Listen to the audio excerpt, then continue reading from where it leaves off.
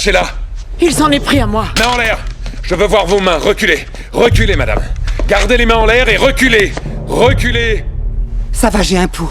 Il était en train de me suivre, il voulait me violer. Après avoir été touché par balle, le garçon est transporté d'urgence à l'hôpital. Mais quand ses parents arrivent, la seule nouvelle qu'ils reçoivent, c'est que leur fils est mort. Le couple s'effondre complètement. Face aux enquêteurs, la femme maintient toujours sa version. Elle affirme que le garçon voulait l'attaquer et qu'elle n'a fait que se défendre en tirant. Je l'ai pointé sur lui et j'ai crié « Arrêtez, reculez !» Et puis brusquement, il s'est avancé. Donc, il vous a agressé, c'est bien ça? Non, il n'en a pas eu l'occasion. J'étais terrifiée, je savais qu'il allait me violer. J'ai tiré une fois pour l'arrêter.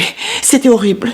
C'est la première fois que je tire sur quelqu'un. La police commence alors à enquêter sur les déplacements du garçon. Ils découvrent que le téléphone du garçon a été localisé près du lieu du crime. Cela pousse les enquêteurs à penser un moment qu'il pourrait être le suspect. Mais ses parents restent convaincus que leur fils était simplement venu jouer au basket dans le quartier. Si cette femme dit que mon fils a voulu la violer, c'est qu'elle ment.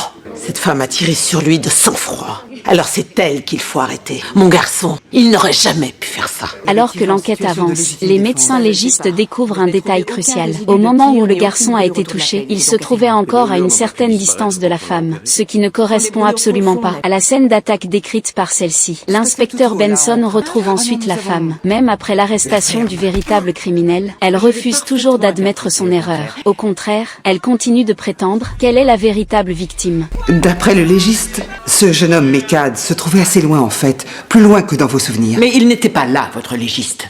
Ce jeune homme allait me violer. Il a dit « Je sais que tu en as envie ». Ne nous aviez pas parlé de ça?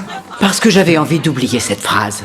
Bon d'accord, vous venez d'arrêter un violeur noir, c'est très bien.